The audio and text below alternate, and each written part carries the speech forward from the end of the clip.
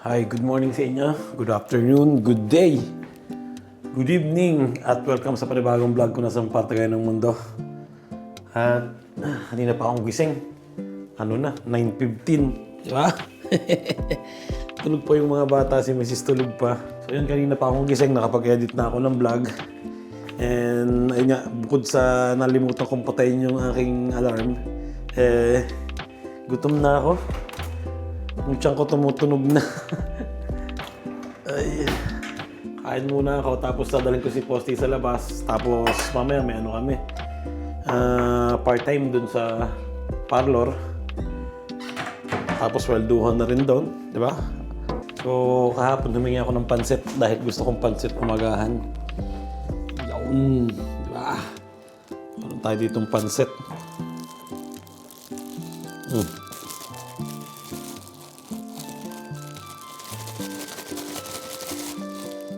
Yun. Uy! Kala ko panis na eh. Hindi pa. Malamig naman dito tsaka nasa rep to. Init ko. Masarap. Hindi ako makapagsalita ng malakas eh. Tulog pa yung dalawang bata. Si Mrs. Tulog pa rin si Mrs. So, init natin. Yan. Init muna ng pansit. Ganda ng panahon ngayon, no? Ha?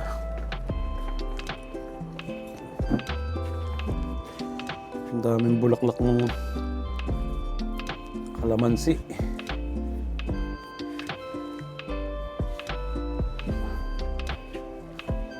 Hey! So, yun, mainit na ang pansit. Kain po tayo. At thank you, Lord.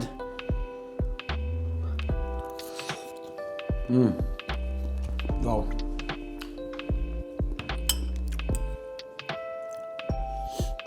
Hindi ako nakakain ito kahapon eh.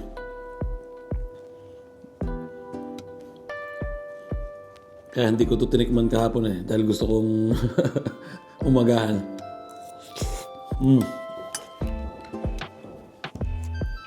Solid ang pansit. Sarap.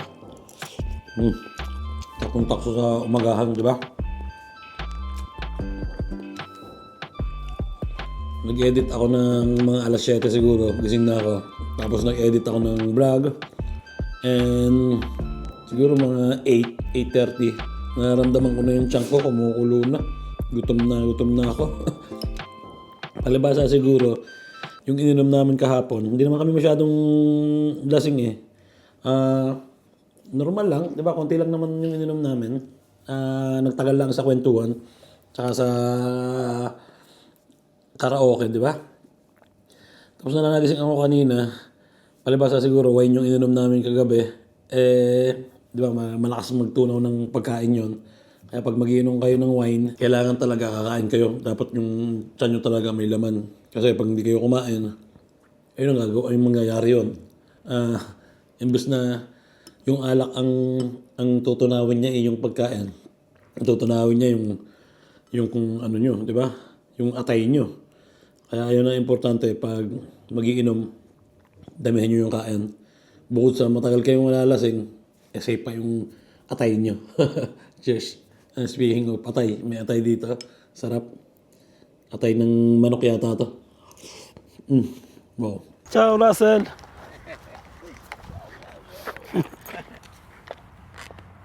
Lui. Non vuole, No, non è che non vuole. Tanto è stanco. è preso dagli odori e sente qui. Sì. Russell.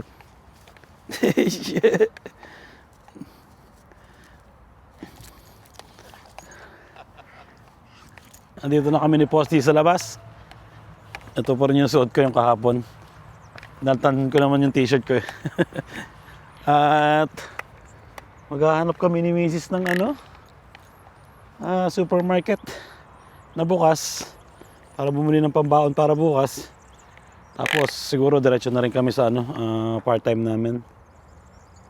Ayun, gagawin namin ngayon. Gising na si Mrs. Nag-uumagahan lang. Ultimong tinapay, naubusan kami. Kaya hanap kami ng supermarket.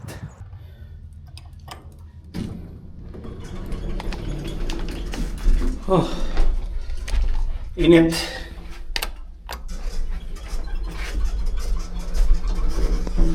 Gising na si Mrs. Pasok na kami sa trabaho. Hanap tuloy kami ng supermarket. Sana may bukas. Pero palagi ko sarado lahat ngayon. Wala tayong magagawa, di ba? Tara! Yun! Kayod na, kayod! Gusto mo magandang bahay, kumayod ka. Gusto mo ng magandang kotse, kumayod ka. Gusto mo mag-travel, kumayod ka. Ha? Hindi siguro, okay lang yun. Sapatos na tayo.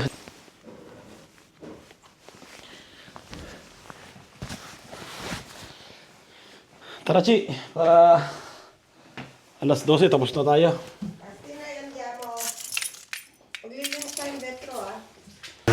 Medyo magtatagal pala kami ngayon sa trabaho. Balak namin mag-overtime. Lilinisin namin yung bintana. At syempre, magtatag-init na, no? Palagi na siguro may araw. Kaya kailangan malinis ang bintana. Di ba, Chi? Overtime. Hahapit tayo.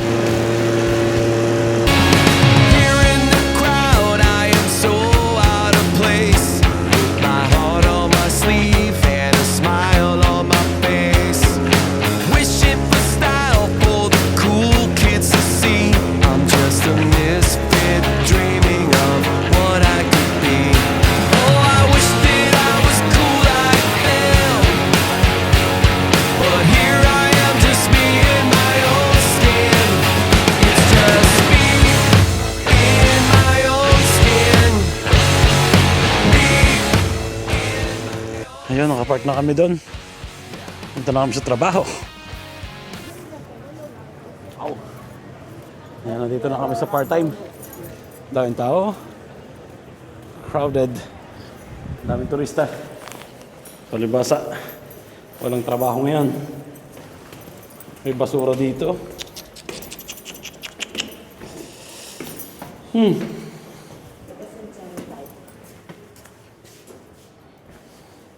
First floor lang ang pupuntahan natin. Mag-elevator pa tayo, G. Ayun, nandito na kami sa trabaho. At, wow! Di ba? Sumweldo na tayo. 150. Ayan. At, anong date na ngayon? 6 na, no? Pero nung uno pa to iniwan, ngayon lang namin nakuha. And yan, trabaho na kami ni Mrs. At overtime siguro kami. Tingnan nyo yung salamin. May mga bakat-bakat na ng ulan. So dapat yan makintab, di ba? So let's go. Trabaho muna. Ngayon, tapos na kami magtrabaho. Bale na 2 hours kami ngayon.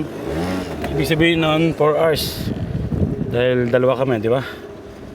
Naglinis kami ng bintana. Bye-bye. At uwi na sa bahay. Dami na naka-t-shirt. Init ngayon. Marami na naman kaming dun mga pagkain pa. Tapos galing kami kahapon sa birthday. Ang dami pa rin bigay, no? Mga pa Sharon Cuneta, madami.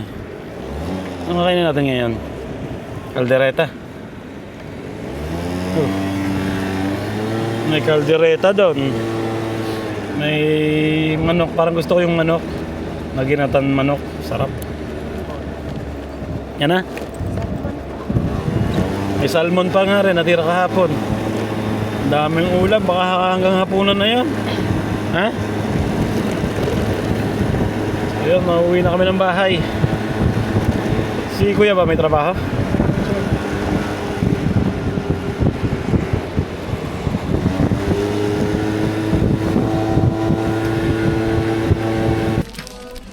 Hindi ba yun? Ano yung blue? American. Puti graling isa. Ah. Ito classic.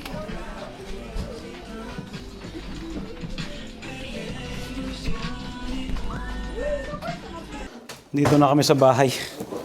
Nag-grocery pa kami. Buti may nakita kami bukas ngayon. Sabi ko dun sa busta Ah, Sabi kayo ni Tita Gloria yung busta. Babe, kasya na yan. Ikaw, bumili ako ng sangkalan. Ayan, bamboo. Tapos bumili ako nitong patuyuan ng ng gulay, hugasan. Di ba? Para pag nagluluto ako ng prito pati, mga ganyan yan. Pasensya na kayo sa kusina namin, medyo madumi pa. Kain na na. Kain na na.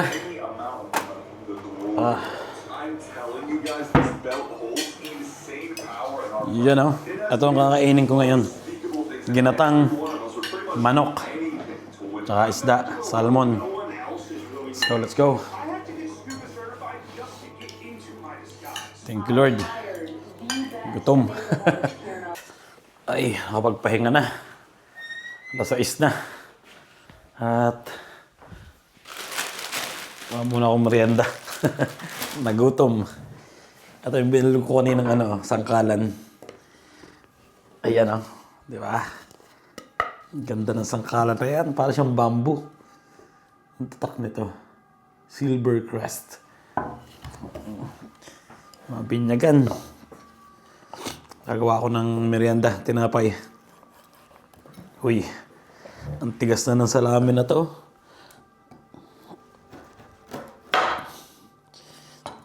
Pwede pa ba to? Tikman ko muna kung pwede pa.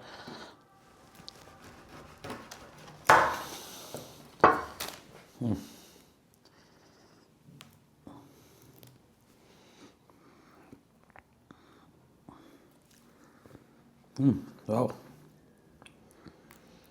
Pwede pa siya. Kaso nga lang medyo matigas.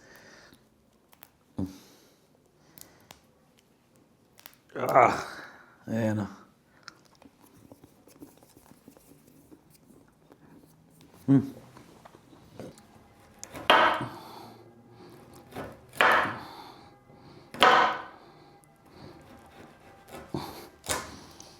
okay na to.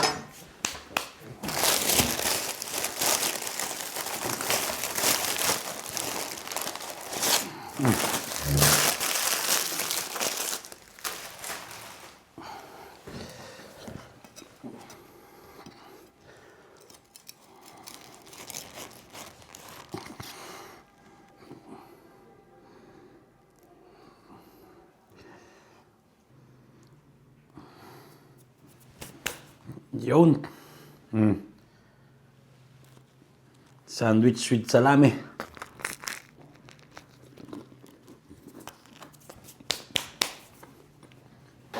Ayun, nilabas ko na si Posty at may ginagawa kami ngayong video.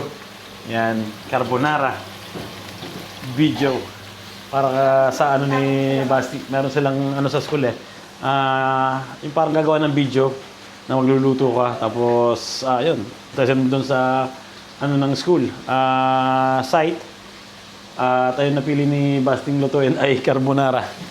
Yan. Pinapalutong namin ng carbonara namin mas gusto namin yung medyo brown yung karne, di ba? Pero pwede namang hindi brown. Mas malasa kasi pag brown. Saka medyo malutong, parang chicharon, di ba?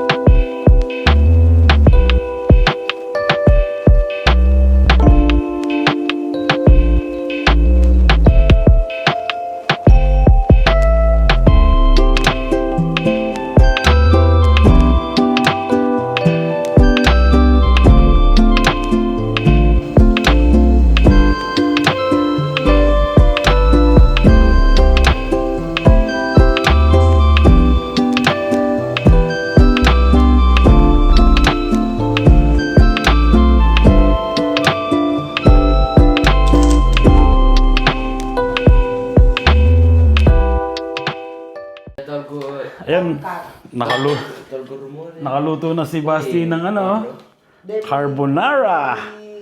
Di ba? So, ayun, kaya namin ginawa yung video na yun.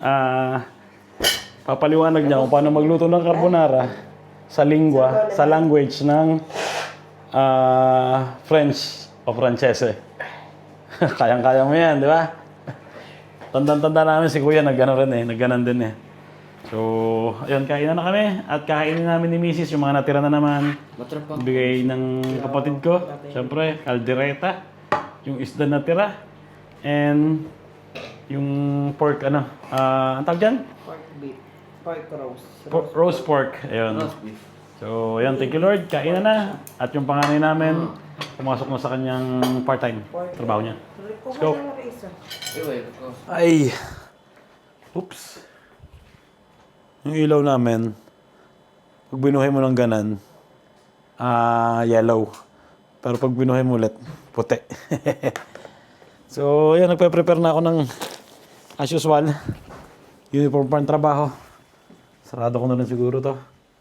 Kaya sarado ko ng bintana. Hindi, teka lang. Hindi pa pala. Meron ba dyan? Ay, tapos na ang 3 araw na bakasyon, di ba? Back to work na. Maganda naman dun iswelduhan, di ba? Ano na? 7 ba bukas o 6? Nalilimutan ko na. Swelduhan na, di ba? Tapos na yung tinatrabaho kong mabigat sa trabaho. And okay na, back to normal. Tagay na tayo ng mga ballpen, pentel pen sa trabaho. Kailangan ko yan.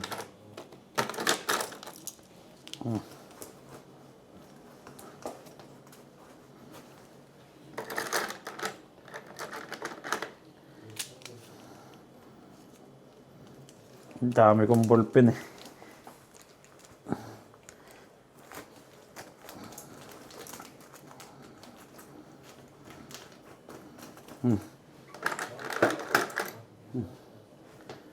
Yes.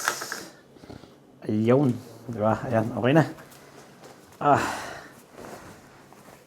Prepare na ulit. Let's go. Bali lalaki ko doon sa banyong maliit. Kasi dito kami nagbibihis pag umaga.